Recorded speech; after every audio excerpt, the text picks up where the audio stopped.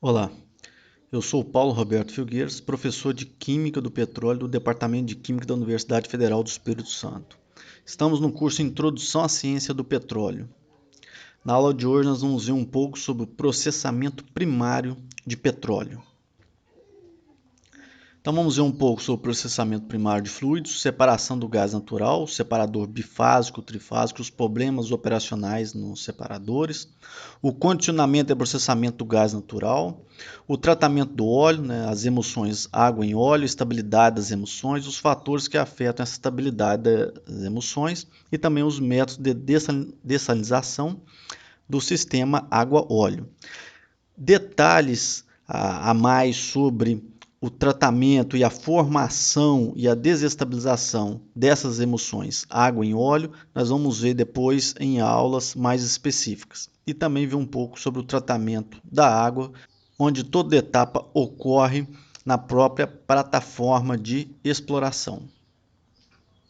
Então, no processamento do petróleo, nós temos basicamente toda a cadeia dividida em 2 ou 3 etapas. Então, depende do autor. Então, nós temos o upstream, que envolve todas as etapas de recuperação e produção do petróleo. E, em alguns autores, dividem essas duas partes aqui, que é a midstream e a downstream, em somente downstream. Então, acaba que fica upstream e downstream.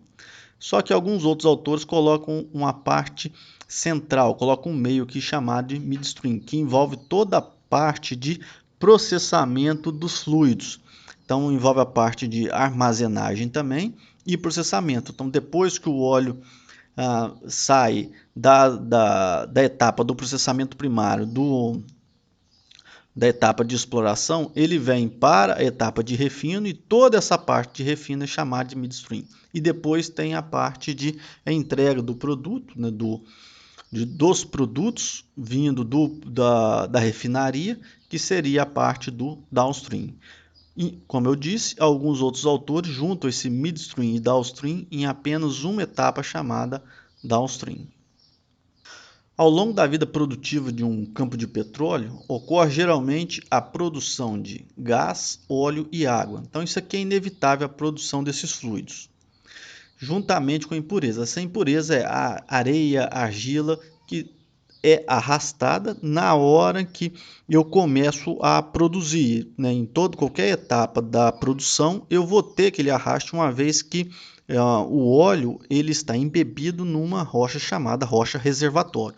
Então, quando eu vou extrair esse óleo, logicamente ele vai arrastando ali um pouco daquela argila e a areia daquela rocha sedimentar no qual o óleo está armazenado. Então, como o interesse econômico é somente na produção de hidrocarbonetos, ou seja, óleo e gás, há necessidade do processamento primário dos fluidos, que são os 3 fluidos, gás, óleo e água, onde o interesse é principalmente no óleo, mas também no gás, e a água, nesse caso, é um rejeito. Então, preciso fazer um tratamento prévio ali na própria plataforma para separar esses 3 fluidos.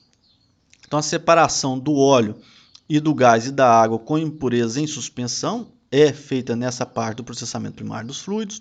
O tratamento ou condicionamento dos hidrocarbonetos para que possam ser transferidos para as refinarias, ou seja, eu faço todo esse tratamento e condiciono esses hidrocarbonetos, principalmente o óleo e em algumas plantas também o gás, o óleo principalmente no próprio navio, e depois isso vai para um navio aliviador, ou seja, toda aquela carga que foi produzida. E a água ela deve ser tratada ali mesmo e pode ser utilizada para reinjeção no poço ou descarte. Então, no reservatório eu tenho vários poços produtores, então tem um exemplo aqui de vários poços. Eu vou ter um manifold de produção. O manifold ele é um sistema que começa na cabeça do poço, ou seja, representado por esses círculos aqui, equipado com uma válvula para controle de vazão.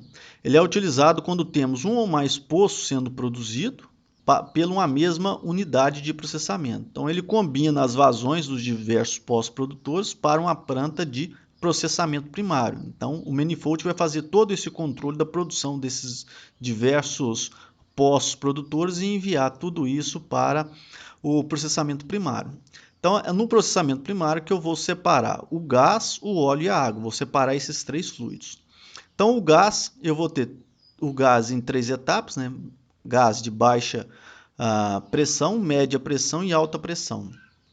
Os gases de baixa e média pressão, eles sofrem uma compressão, um aumento da pressão deles e coloco eles na linha de alta pressão. Então aqui eu desidrato esse gás, então é feita essa desidratação e esse gás seco ele vai para a unidade de processamento de gás. Então aqui eu tenho para a área de transferência o LGN e um gás residual ele é utilizado para reinjeção no próprio poço produtor. Daqui eu tenho a água, então a água desse tanque de separação ela é retirada aqui no fundo do meu tanque de separação, então eu retiro a água e vou para uma estação de tratamento da água. Então essa água não vem somente água, então vem também um pouco de óleo. Esse óleo que é retirado aqui, ele volta para a planta de separação. O restante da água ela pode ser descartada se atender à legislação vigente, pode ser descartada no mar ou um descarte em lagoas ou rios.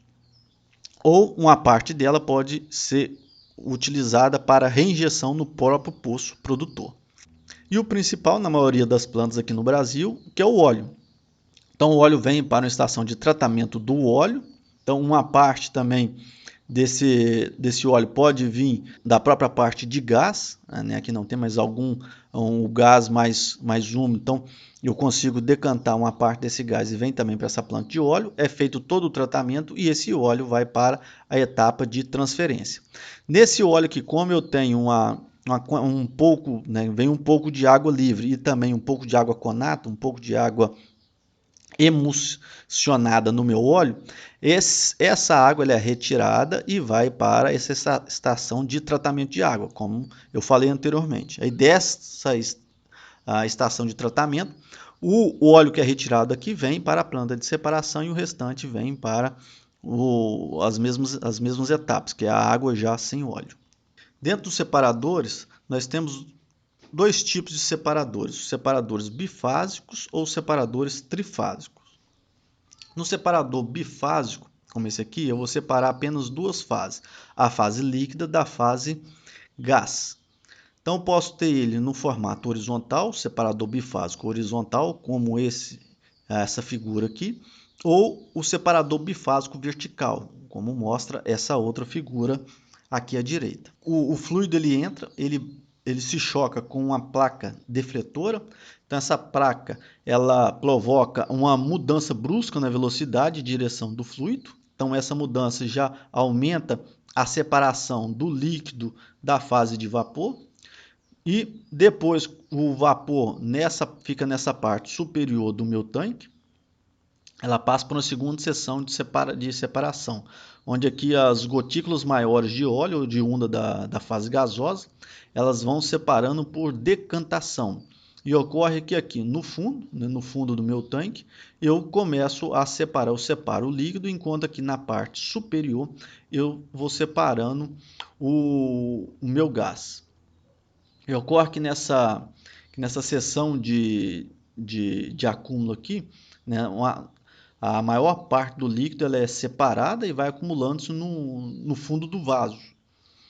E eu vou tendo ali um vaso de retenção deixo ali em torno de 3 a 4 minutos, que permite a separação do gás remanescente. Em alguns casos, né, até também uma boa parte da água. Nos separadores verticais, eu coloco esse outro sistema, que é um sistema de aglutinação, onde eu vou ter o gás, como mostra aqui, né, a parte de líquido e aqui a parte de vapor. Então eu vou ter um vapor rico em líquido, ou seja, um vapor úmido, e essas placas elas servem para aumentar a área de contato, fazendo com que esse líquido ele fique retido nessas placas, aumentando assim a coalescência desse líquido e ele aumentando as gotas, ele vinha a decantar. E novamente aqui, como mostra o desenho. O gás ele é retirado pela parte superior e o líquido pela parte inferior. Lembrando que nessa parte líquida aqui eu vou ter água e óleo, enquanto aqui eu vou ter somente a parte de gás. As desvantagens e as vantagens desse sistema. Então, as desvantagens. Os separadores horizontais são mais eficientes que os separadores verticais, isso porque eu vou ter o líquido ali um tempo maior para que ocorra a decantação das minhas gotículas de óleo que vai estar naquele vapor. São principalmente utilizadas em sistemas que apresentam espuma e alta vazão de óleo. Isso porque a espuma, nós vamos ver mais adiante, é um grande problema, porque o que faz eu ter o controle de saber o quanto de fluido tem dentro do meu tanque de separação são sensores. E a espuma acaba que altera o nível de fluido dentro do meu tanque, onde vai mostrar um volume maior do que o volume realmente de fluido que eu tenho ali no meu sistema. Então, a espuma acaba ludibriando o meu sistema, fazendo com que o meu sistema faça uma leitura de fluido maior do que o que realmente ele tem. E as vantagens? Então, os separadores horizontais apresentam dificuldade de remoção dos sólidos produzidos, né? Os verticais têm uma geometria que permite a deposição localizada no fundo do vaso, né? Facilitando a remoção. E a menor capacidade de absorver, né, grandes variações de fluxo, que são aquelas golfadas, que são uma grande quantidade de fluido, depois para e vem ar, né, ar ou gás, depois vem outra quantidade de fluido e fica essas variantes. Outro sistema de separação é o separador trifásico. Então aqui eu vou separar a água, o óleo e o gás. Então tem um separador também trifásico horizontal e também um separador trifásico vertical. E o sistema é o mesmo. Sempre eu vou ter a entrada do fluido, ela não é por baixo, sempre ela vai ser em uma certa altura. Isso para que o fluido, ao se chocar com essa placa defletora, ela aumente a separação do gás dos outros dois fluidos, que é o óleo e a água. Então eu aumento essa separação. Então aqui eu vou ter, nessa parte superior, vou ter um vapor muito úmido, enquanto aqui no horizontal tem essa placa defletora e depois é interessante que esse líquido ainda ele caia, né, em cima do nível que deve ser menor do que o nível aqui da placa defletora. E aqui eu vou ter algumas telas de extrator de névoa, isso porque meu vapor vai estar rico, né, vai ser rico em líquidos, ou seja, um vapor bem úmido. E aqui, por decantação, né, por diferença de densidade, eu vou separando a água do óleo. E aqui eu vou colocando algumas placas paralelas. Essas placas têm a função de separar a água emulsionada do óleo. E aqui embaixo eu separo a água. Aqui eu vou ter um vertente, né? Ou seja, eu vou ter uma placa que a parte superior desse líquido ela vai ser o óleo. Então somente o óleo passa para essa segunda parte, e aqui eu separo o óleo. Isso enquanto o gás é separado nessa parte final. Então o gás ele deve percorrer todo o meu sistema, todo o meu separador, para ele ser coletado aqui na parte final. Isso porque o gás, passando por todas essas etapas, ele passa pelo extrator de névoa e a parte úmida ela vai se decantando aqui no meu sistema. O sistema similar ocorre aqui também nesse separador vertical. Então, na medida em que eu vou fazendo a entrada de fluido, a água fica na parte inferior. Então, eu coloco uma válvula aqui embaixo para separar a água, que na grande maioria dos óleos a densidade da água é maior que a densidade do óleo. Apenas para alguns poucos óleos muito pesados eu tenho essa inversão. Mas o mais comum em petróleo é essa densidade da água ser maior que a densidade do óleo. Então, mesma coisa, eu coloco aqui um vertedouro para que, na medida em que o nível de líquido vai aumentando, eu retiro somente o líquido da parte superior. Então, vou aumentando esse líquido da parte superior e, à medida em que esse líquido da parte superior ele verte sobre um outro recipiente, nesse recipiente eu vou ter meu líquido mais enriquecido do fluido menos denso. E, a partir daí, eu retiro o meu óleo. Então, eu retiro a água pela parte inferior do meu separador trifásico. O óleo vai ser pela uma parte baixa aqui também, eu vou retirar o óleo. E o gás sempre pela parte de cima, sempre pela parte aqui mais alta. A parte mais alta para eu pegar um gás cada vez mais seco. E esse gás sempre vai passar pelo um extrator de névoa para aumentar, né, extrator de névoa é qualquer sistema para aumentar esse contato das gotículas de líquido que eu vou ter ali naquele gás. Então é utilizado aletas de metal, almofadas de tela de arame, algumas placas também pouco espaçadas, tudo com o intuito de aumentar essa malha, essa rede de contato para aglutinar essas gotículas de água, fazendo com que elas desçam por coalescência. Os problemas operacionais nos separadores. Então, vou colocar aqui 5 grandes problemas. Então, o primeiro é a espuma. Então, ocorre quando há impurezas presentes no líquido. Então, a presença de espuma ela dificulta a medida de nível do vaso, podendo causar parada do equipamento na linha de produção. Isso porque a leitura do nível vai indicar que o separador está cheio, né? Vai indicar que ele está lotado, onde na verdade ele não vai estar. Então, uma vez que o separador está cheio, é mandado um sinal para os manifolds encerrar a produção do óleo, isso porque a planta está trabalhando na carga máxima. Além de diminuir a área de escoamento do gás, né, porque eu vou ter menor área ali para a passagem do gás, está aumentando o arrasto de líquido, podendo causar problemas nos compressores. E a solução que é usada é utilizar antiespumantes. O segundo é a obstrução por parafinas. Então, parafinas são hidrocarbonetos saturados de elevada massa molar que podem se separar do petróleo caso a temperatura de produção do fluido seja inferior a esse cara aqui, que é a temperatura inicial de aparecimento de cristais, chamado de TIAC.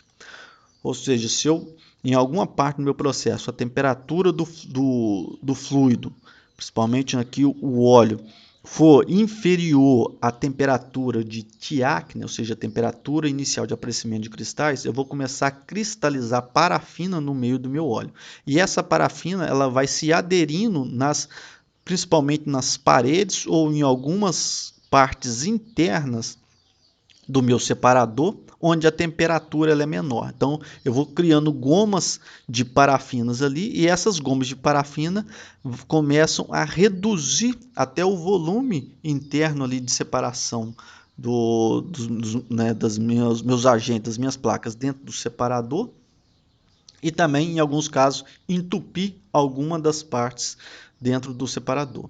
As parafinas cristalinas são arrastadas pelo fluido até que, ao chegar aos vasos separadores, onde as velocidades são reduzidas, ela acaba depositando e obstruindo o equipamento, né, e as linhas de transferência.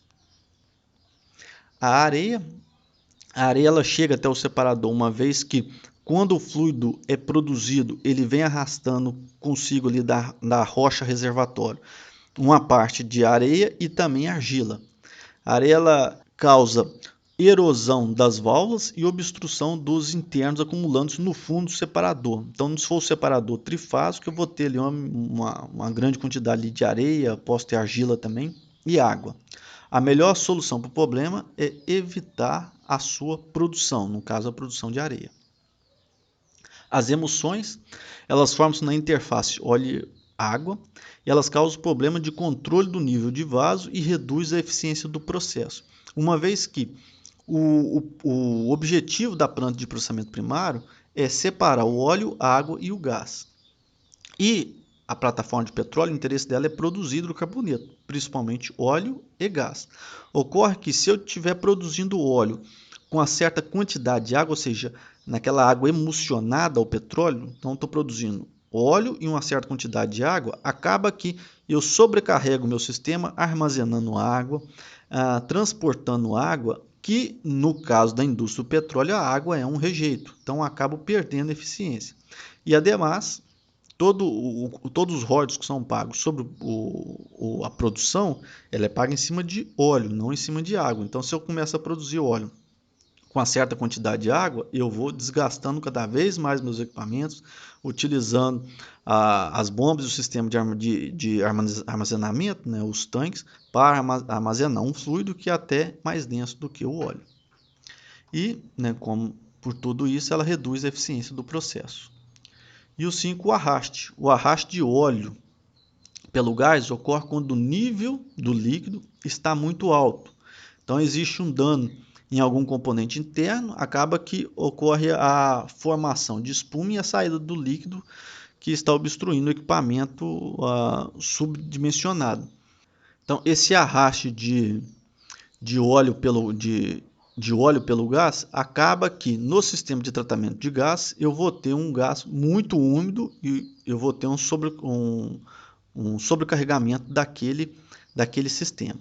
Já o arraste de gás pelo líquido pode ser um indicativo de nível muito baixo de líquido ou falha no sistema de controle de nível.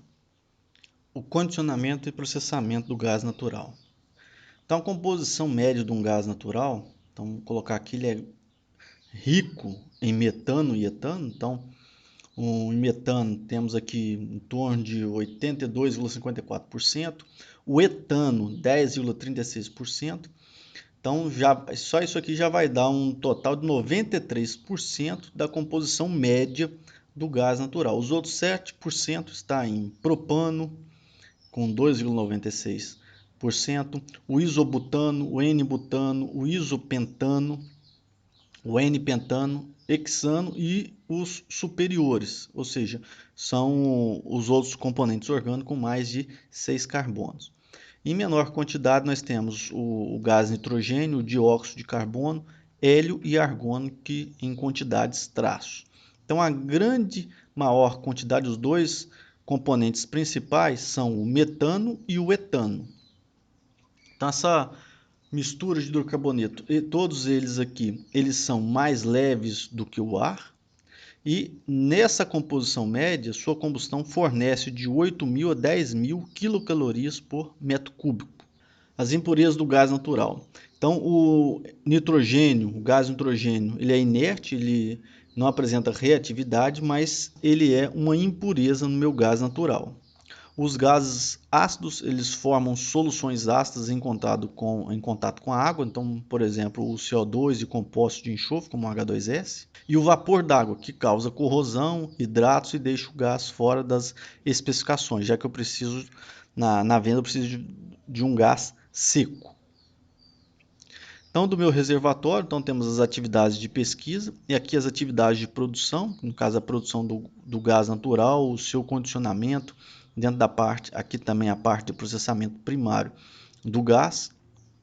Depois vamos para a transferência do gás, normalmente por gasodutos específicos. Depois temos aqui a fase de transferência e custódia para o processador. Então temos as unidades de processamento de gás natural, onde aqui é feito todo o processamento, conforme uma portaria número 104 da Agência Nacional do Petróleo. Transportes para os gasodutos, então aqui tem essa marcação aqui, no caso a transferência de custódia para o transportador, então o transporte do gás natural, e aqui a transferência de custódia para as distribuidoras, então aqui vai para a distribuidora de gás natural, né, as redes de distribuição, isso até chegar ao consumidor final. Então que eu tenho a geração de valor do gás extraído do reservatório. O condicionamento desse gás natural ele é o conjunto de processos aos quais o gás é submetido de modo a remover ou reduzir teores de contaminantes para atender às especificações do mercado, tanto de segurança, transporte ou processamento posterior. Então, é feito um adoçamento, que é a retirada de gases ácidos, como nós vimos ali o CO2 ou gases de enxofre, e a desidratação, que é a remoção de água. Então, quando o gás tem água, falamos que é o gás úmido, e quando nós retiramos essa água, falamos que é o gás seco, ou, como é vendido, né, gás seco. O condicionamento, desde a parte do reservatório, nós vimos aqui o fluido passa pelo sistema de separação primária, depois vem para a depuração de filtros, isso para deixar o gás cada vez mais seco, o gás aqui, quando eu falo gás seco aqui, com menos gotículas de líquido, pode ser água ou óleo. Então ele passa pela etapa de adoçamento, retirar os gases ácidos, vai para a compressão, desidratação, que é retirada da água. Se houver algum tratamento químico que nessa parte de desidratação é adicionada, ele vai para o escoamento, né, para a terra e a unidade de processamento de gás natural. Ou dessa parte vem para o tratamento, né, de gás combustível e vai até para o consumidor interno. Essa parte de processamento para unidade de processamento de gás natural, isso aqui também pode ir, né, ele é processado e pode ter vários destinos, entre elas o consumidor final. No caso aqui, o consumidor não estou colocando se for a mesma empresa, ou seja, utilizado no mesmo, pela mesma empresa em outros setores. Então tem desde essa planta de processamento primário e passando por todas as etapas. Então, processamento, temos a refrigeração simples, que é a condensação dos hidrocarbonetos mais pesada pela redução de temperatura. Isso eu vou deixar um gás cada vez mais seco, ou seja, cada vez com menor quantidade de componentes com massa molar maior, né, do que o C4. Então, eu tenho a absorção refrigerada, então o gás ele é submetido ao contato com um fluido auxiliar com um óleo de absorção sobre alta pressão e baixa temperatura. Nesse processamento temos o turboexpansão, diminuição de todo o gás através da sua expansão numa turbina, provocando a condensação dos hidrocarbonetos mais pesados, e expansão Joule-Thomson, que é a expansão do gás numa válvula, provocando a redução da pressão e, consequentemente, a redução da temperatura. Então, nós temos os gases, os parâmetros que devem ser avaliados, as especificações, que temos o teor de água, o teor de H2S e o teor de inertes, como o CO2. O tratamento do óleo. No processo de produção do petróleo, no caso aqui o óleo líquido, um dos contaminantes mais indesejados é a água, isso principalmente devido à água emulsionada ao óleo.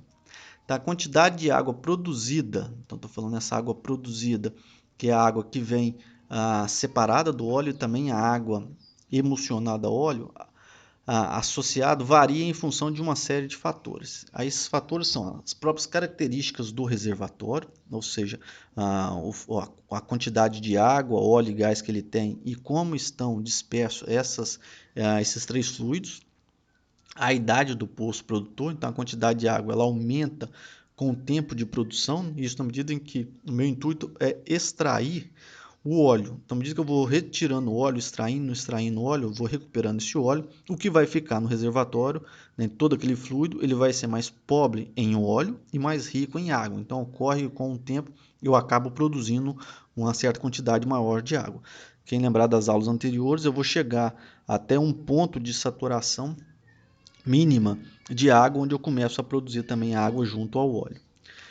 E vai depender também, né, dos métodos de recuperação utilizado. Eu posso utilizar alguma injeção de vapor de água, então acaba que eu aumento a quantidade de água no meu reservatório.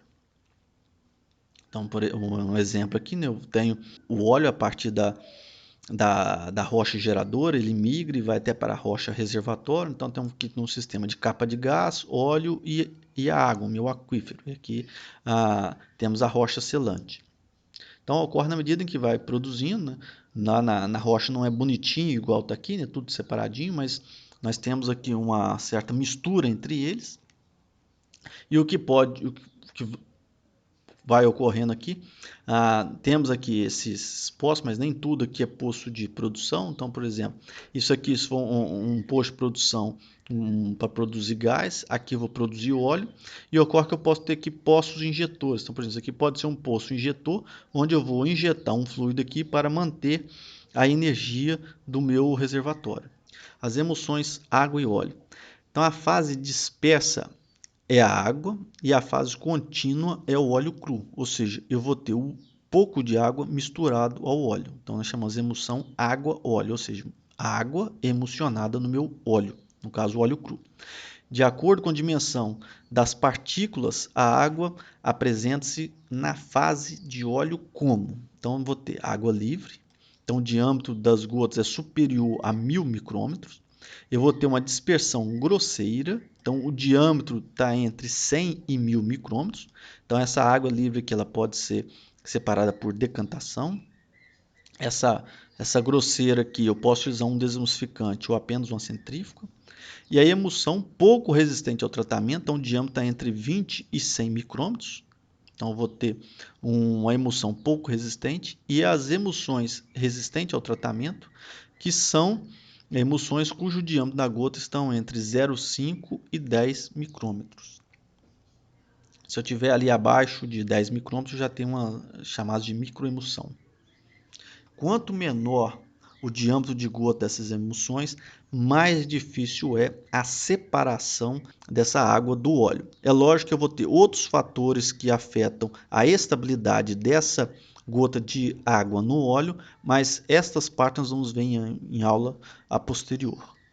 Então temos exemplo aqui de um tubo onde ocorreu a separação. Então isso aqui no exemplo de um ensaio de água livre e do ensaio de BSW, né, remoção de água e sedimentos. Então aqui na água livre então, é deixado por decantação o óleo emulsionado por 1 hora, então ocorre a separação natural da água do óleo.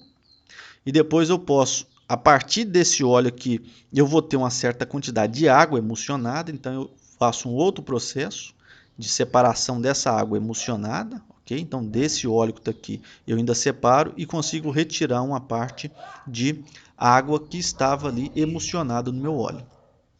E observe aqui no final, eu tenho um pouco ainda de areia, argila, por isso que se falam, por isso que o termo é BSW, água e sedimentos, ou seja, eu vou ter ali uma quantidade de sedimentos. Não, a grande maioria desses sedimentos é argila, mas eu posso conter também um pouco de areia. Em alguns óleos é bem visível, então tem a argila, tem a água. Essa água pode ser que ela está um pouco turva, então ela deve ter ali um certo valor de TOG um pouco elevado, ou seja, tem um pouquinho de hidrocarboneto nessa água, e aqui somente o óleo. Enquanto aqui nesse outro lado, observe que está mais turvo, fica difícil encontrar o ponto de separação, parece que tem um contínuo aqui. Mas eu tenho a água, aqui o óleo, e ainda tem aqui uma interface aqui entre os dois. Então, a formação da emulsão, ela se dá muito através da grande agitação que ocorre na recuperação do óleo. Então, eu tenho aqui um exemplo de emulsão de água e óleo e emulsão óleo e água. Aqui eu estava tratando aqui a emulsão água-óleo, ou seja, eu tenho gotículas de água no meu meio dispersante, que é o óleo. Aqui é o oposto, eu tenho gotículas de óleo no meu meio dispersante, que é a água. Então, no separador trifásico, a parte do óleo, eu preciso retirar a água, então lá eu tenho a formação de emulsão água-óleo, eu preciso retirar esta água que está emulsionada ao óleo, e no tratamento no caso aqui eu avalio isso aqui pelo ensaio de Kalfish ou ensaio de BSW, e aqui onde eu estou fazendo um tratamento da água, eu preciso retirar esse óleo. Então, eu determino quanto tem de óleo pelo ensaio de TOG, teor de óleos e graxas. E eu preciso retirar essa quantidade de óleo para poder descartar ou utilizar essa água em outras partes do meu tratamento. Então, a estabilidade das emulsões água em óleo. 3 condições devem ser satisfeitas. Então, existência de líquidos immiscíveis em contato. Então, eu tenho o óleo e a água. Então, o óleo é um meio apolar e a água um meio polar. A agitação para misturá-los intimamente. Então, isso ocorre durante a etapa de extração. Vou ter um ponto de elevada temperatura, pressão e agitação. Então, isso facilita a mistura dos meus dois fluidos. E a existência de agentes emulsificantes, que impedem o contato entre as gotas e, portanto, a coalescência. E no petróleo nós temos esses agentes emulsificantes, que são as resinas e os asfaltenos. Então, eu tenho essas três condições presentes no meu sistema de produção do óleo. Então, acaba que eu acabo formando certas gotículas no meu meio, e a presença desses emulsificantes naturais presentes no petróleo, isso faz com que eu tenha uma certa estabilidade desse sistema água em óleo. Então, a natureza do petróleo, a quantidade de emulsificantes naturais presentes, como no caso resina e asfalteno, isso afeta significativamente. Isso porque, a depender da quantidade desse emulsificante natural, eu vou ter uma quantidade máxima de água que eu posso ter emulsionada ao meu óleo. O envelhecimento da emulsão, então o tempo que a emulsão levou para ser desestabilizada. Então, quanto menor o diâmetro de gota, mais difícil é quebrar essa emulsão, ou seja, quebrar, romper essa barreira dielétrica que ocorre, que estabiliza a gotícula de água para fazer aglutinação e ter gotas cada vez maiores para que elas possam ser separadas por decantação. E a presença de sólidos, né, que torna mais firme esse filme interfacial, dificultando a coalescência das gotículas de água. Então, por exemplo, o intuito é isso aqui, eu tenho duas gotículas de água, eu tenho aqui uma camada. Então, posso utilizar alguns produtos químicos para retirar essa camada, facilitando a coalescência, formando gotas maiores. Então, gotas com diâmetros maiores, eu posso separá-las por decantação. Posso fazer isso também utilizando aquecimento. Então, é acoplado, né, eu utilizo a redução, o aumento da temperatura, ele reduz a viscosidade do meio, aumentando essa velocidade de agitação das gotículas. Então, isso facilita o choque entre essas gotículas de água. O aumento do teor de água, tal medida em que o aumento do teor de água aumenta a população de gotas, né? Isso gera proximidade, resultando na segregação das partículas. E o uso de campo elétrico. Então, eu posso passar o meu óleo emulsionado por um sistema de campos elétricos, e esses campos direcionam essas gotículas de água, fazendo com que elas se juntem e coalesçam. Então, na indústria do petróleo, esse sistema eletrostático ele é muito utilizado. Então, tem grandes sistemas eletrostáticos com várias placas. Então, o óleo passa por essas placas. Essas placas são calculadas. Então, normalmente, a distância entre elas é uma distância bem baixa. Então, eu passo aquele óleo emulsionado e separo, retiro a salmoura de um lado, porque essa água ela é rica em sais. E, por outro lado, eu retiro o meu óleo. Então, no tratador eletrostático, o objetivo é fazer o crescimento das gotículas de água através dessas forças eletrostáticas. Então, eu tenho um sistema aqui cheio, né, um óleo bem emulsionado. Então, eu vou aglutinando essas gotículas em gotas cada vez maiores e que facilita a sua separação por gravidade. Então, como exemplo aqui, eu vou aumentando as gotas. Quanto maior as gotas, mais fácil a retirada mais fácil a separação desses líquidos. Os métodos de desestabilização das emulsões água-óleo.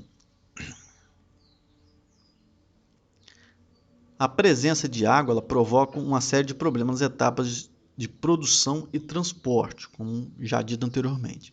Então, a necessidade de superdimensionamento das instalações de coleta, armazenamento e transferência, né, de bombas, linhas e tanques. Isso porque o objetivo é fazer toda a produção do óleo e não da água. Então, quando eu coloco mais um fluido no meu sistema de produção, eu acabo superdimensionando todo o meu sistema de produção de óleo. Também o maior consumo de energia, é lógico, se eu estiver movimentando uma certa carga de óleo, se eu movimentar óleo mais água, eu vou precisar de mais energia. E segurança operacional, principalmente devido a problemas de corrosão e incrustação devido à presença da água. A eliminação da água, portanto, ela proporciona um tempo de operação mais longo das diversas unidades e equipamentos, que eu vou precisar de tempo e energia para retirar toda essa água. Ela reduz o tempo, custo, manutenção e consumo dos produtos químicos. Isso que eu vou precisar de produtos, primeiro, para combater a corrosão e também as incrustações provocadas por essa água presente. E normalmente essa água ela é rica em sais, que também agrega aí um novo problema à minha planta de produção, que é a presença de sais, que aumenta muito a corrosão das partes internas dos meus equipamentos. Propicia operações de produção, transporte e refino dentro de padrões de segurança e qualidade com menores custos. O destino da água. Então, o que fazer e qual o destino dessa água produzida na extração de petróleo, já que ela é altamente poluidora pelos seus contaminantes tóxicos, não servindo para consumo humano nem descarte no meio ambiente. Então, aqui no livro do Thomas, 2001, temos que as principais causas potenciais de perigo atribuído à água produzida podem ser alta salinidade, então realmente essa água ela tem um teor de sais muito elevado, principalmente cloreto de sódio e magnésio, sólido suspenso, presença de metais pesados, presença de orgânicos insolúveis, presença de orgânicos solúveis, presença de produtos químicos e até mesmo radioatividade. Isso aqui, alguns autores trabalham com essa parte de radioatividade, tanto no campo de petróleo quanto no óleo produzido. Ela é baixa, mas algumas águas possuem uma certa radioatividade. Dentre os poluentes, destaca-se o teor de óleo e graxa, no caso aqui o ensaio de TOG, sendo considerado um dos principais parâmetros para a disposição final da água produzida. Ela pode ser lançada no mar, tendo problemas ambientais, ou reinjeção, problemas no próprio reservatório, também em todo o sistema de reinjeção de fluido. Nesse caso aqui, com relação ao lançamento na água do mar ou lançamento em rios e lagos, se for produção onshore, a água antes de ser lançada, ela é feito ensaios para ver se ela atende aos protocolos vigentes para descarte da água. Então, dentro desse sistema aqui, onde nós temos o tratamento da água, então nós temos o separador eletrostático, onde eu retiro o óleo e a água oleosa. Então, eu tenho uma bateria de hidrociclones, onde eu retiro o óleo e a água. Eu passo para o sistema de flotação. Então, aqui eu tenho uma água tratada com uma concentração de óleo em torno de 20 mg por litro. E aqui eu tenho slope. E aqui eu tenho a separação do óleo, né? Então o óleo volta para esse separador e eu retiro a água. Aqui está o sistema do hidrociclone. Então é feita a entrada da água oleosa. Então a água oleosa ela passa por esse hidrociclone. Aqui no meio, devido à menor densidade do óleo, eu retiro o óleo nesse sentido aqui, enquanto a água segue esse sentido aqui e eu retiro a água nesta seção. Então aqui está o exemplo de uma foto tirada aqui no laboratório de caracterização e processamento de óleos do Labpetro, que é uma água de produção com emulsão. Então isso aqui é da própria água que foi retirada, ou seja, a água produzida junto com o óleo. Então é isso aí, pessoal. Por hoje é só. Bons estudos e até a próxima.